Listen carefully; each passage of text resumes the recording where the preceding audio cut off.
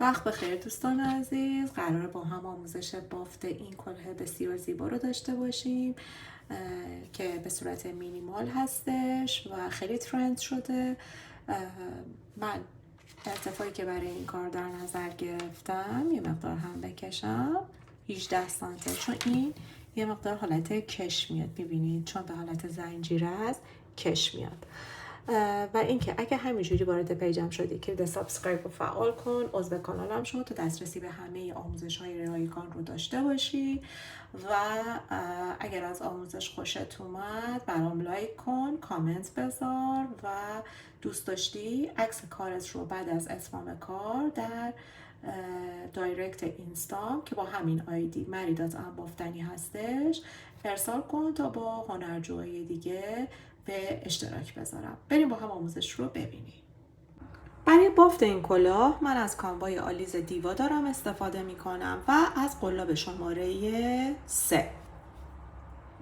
برای اینکه بدونیم باید چند سانت این قطر دایرمون رو ببافیم به این شکل عمل میکنیم. دور سر اون شخصی که میخوایم براش ببافیم برای من 55 سانتی متره. مال شما ممکنه بیشتر باشه، ممکنه کمتر باشه. این 55 سانتی متر رو تقسیم بر 3/14 یا عدد پی میکنیم که بخوایم قطر دایرمون به دست بیاد. برای من در میاد 17 و خورده ای، 17 و 15 و من این 15 رو چشم پوشی میکنم، تقریبا 17 سانت در نظر میگیرم چون این 15 به 17 نزدیکه، یعنی مثلا نشده 17 و 90 یا 17 و 80 که بگم به 18 نزدیکه، این به 17 نزدیکه، پس من 17 سانت در نظر میگیرم. خب در ابتدای کار ما یه حلقه جادویی میزنیم. داخل این حلقه جادویی رو با 12 تا پایه بلند باید پر کنیم. 3 تا زنجیر معادل 1 پایه بلند و این الان میشه 2 تا، 3، 4، 5 تا 12 تا. خب من 12 تا پایه بلند رو این نخ رو میکشم. 12 پایه بلندم الان 1 2 3 4 5 6 7 8 9 10 11 و 12 تا. میام به سومین زنجیره بستم رو میزنم. حالا میخوام روی هر پایه 2 تا ببافم. 3 تا زنجیر معادل 1 پایه بلند میرم داخل همونجا 1 پایه بلند دیگه میبافم. میرم رو پایه بعدی دوباره 2 تا، یعنی افزایش. دوباره پایه بعدی 2 تا، پایه بعدی 2 تا. به این ترتیب تا انتها 2 تا 2 تا میبافم. پایه های ما میشه 24 تا. به انتهای بافت رسیدم. میام به سومین زنجیره بستم رو میزنم. 3 تا زنجیر معادل 1 پایه بلند رو پایه بعدی 2 تا میبافم.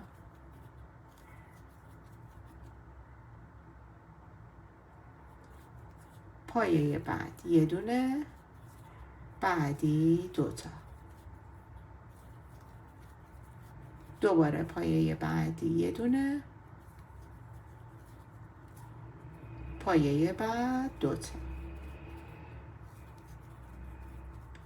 دوباره پایه بعد یه دونه، بعدی 2 تا.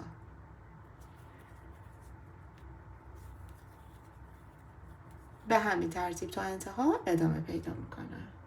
خب اگر کار رو درست انجام داده باشیم در انتهای کار ببینید اینجا الان یه پایه کوتاه، در آخر باید 2 تا ببافیم.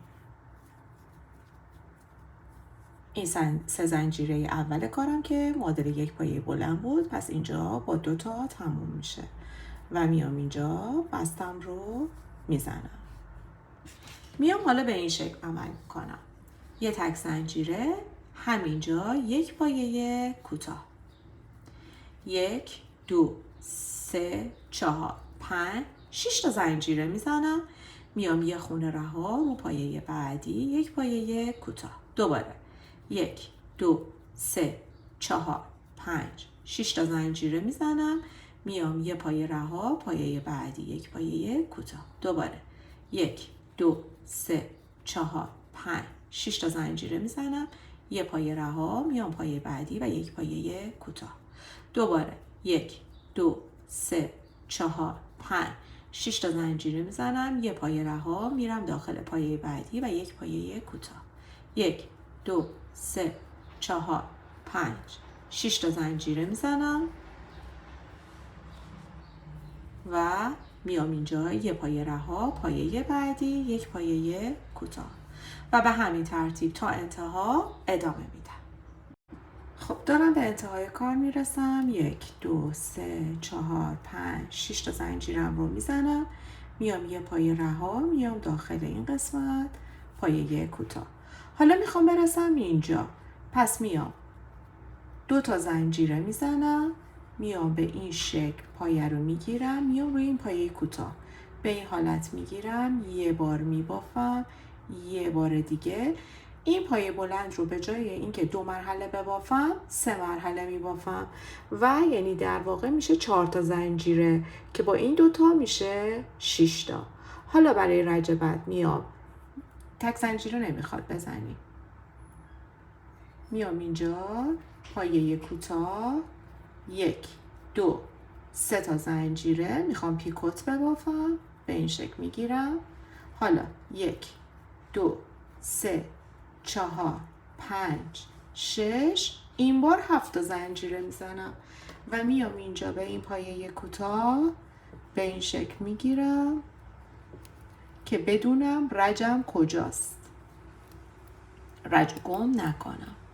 این بار 7 تا زنجیره، میام اینجا پایه کوتاه، دوباره 1 2 3 پیکوت، از این قسمت یکی شدن پایه کوتاه میگیرم، بس میزنم و حالا 1 2 3 4 5 6 و 7 تا زنجیره، میام اینجا پایه کوتاه، دوباره 1 2 3 تا زنجیره، میام اینجا پیکوت و 1 2 3 4 5 6 7 زنجیره، میام اینجا پایه کوتاه، دوباره 1 2 3 تا زنجیره میزنم، میام این قسمت یکی شدن رو میگیرم، یه بس و دوباره 1 2 3 4 5 6 و 7، دوباره میام این قسمت پایه کوتاه و به این ترتیب تا انتهای رج به همین شکل بافت رو انجام میدم.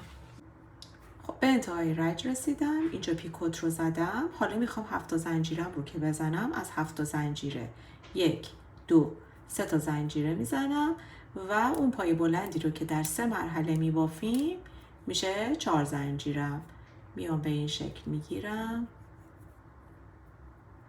اول نخ به این حالت، حالا یه مرحله، 2 مرحله و 3 مرحله. رج من از اینجا شروع میشه، پس دوباره میام اینجا پایه کوتاه میزنم، 1 2 3 زنجیره، میام از اینجا به این شکل یکی میکنم و حالا این بار 8 تا زنجیره، 2 3 4 5 6 7 و 8، میام اینجا دوباره روی این پایه کوتاه به این شکل میگیرم و مارکر رو میذارم، میام دوباره این قسمت پایه کوتاه، دوباره 1 2 3 زنجیره معادله پیکوت به این شکل، 1 2 3 4 5 6 7 و 8، دوباره میام این قسمت پایه کوتاه، دوباره 1 2 3 زنجیره، میام اینجا میگیرم و 1 2 3 4 5 6 7 و 8، دوباره میام اینجا پایه کوتاه، 1 2 3 4 5 6 7 8، نه میام اینجا الان باید 3 تا پایه رو ببافم، پیکوت رو 3 زنجیره رو میزنم، دوباره میام اینجا یکی پیکوت اول و بعد 8 زنجیره، 2 3 4 5 6 7 8، دوباره میام این قسمت پایه کوتاه، دوباره 1 2 3 پیکوت، میام از اینجا میگیرم، بست و 1 2 3 4 5 6 7 8، میام این قسمت دوباره پایه کوتاه به همین ترتیب تا انتها به همین شکل بافت رو ادامه میدم. خب ببینید به انتهای کار رسیدم. میام اینجا 3 زنجیره برای پیکوت و حالا اینجا مارکرمه.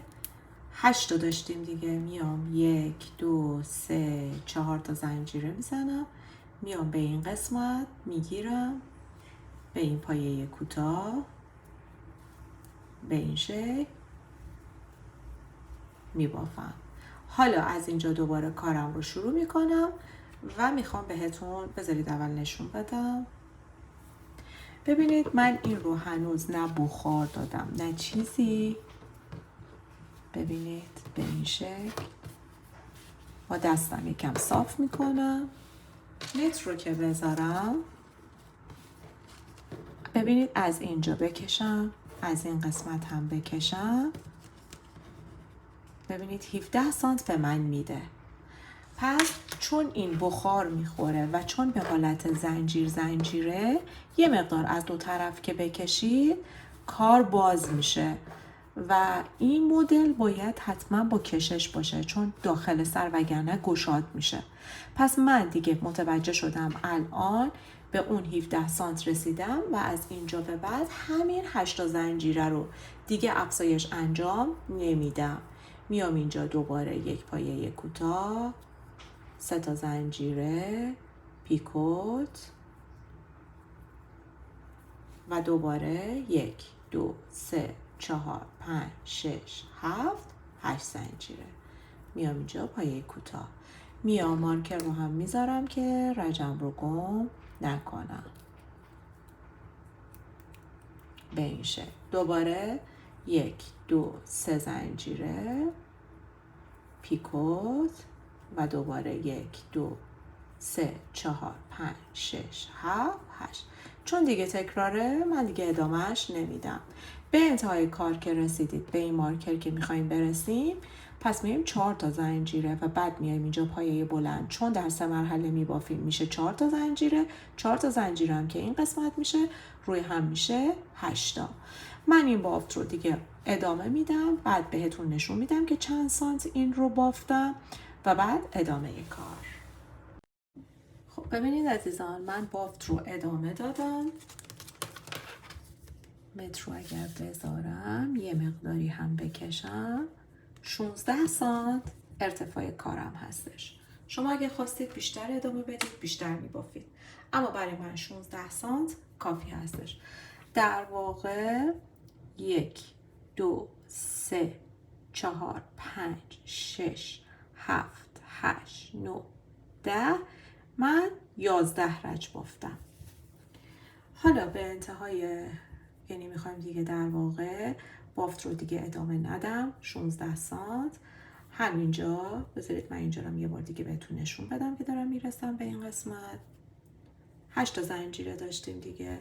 پس میام 1 2 3 4 زنجیره میزنم، به این شکل میگیرم، میام روی این پایه کوتاه به این حالت یه بار اولی در واقع پایه بلند در 3 مرحله.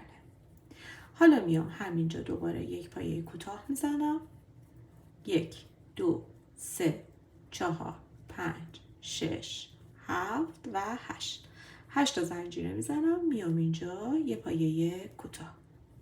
1 2 3 4 5 6 7 8. میام اینجا یک پایه کوتاه.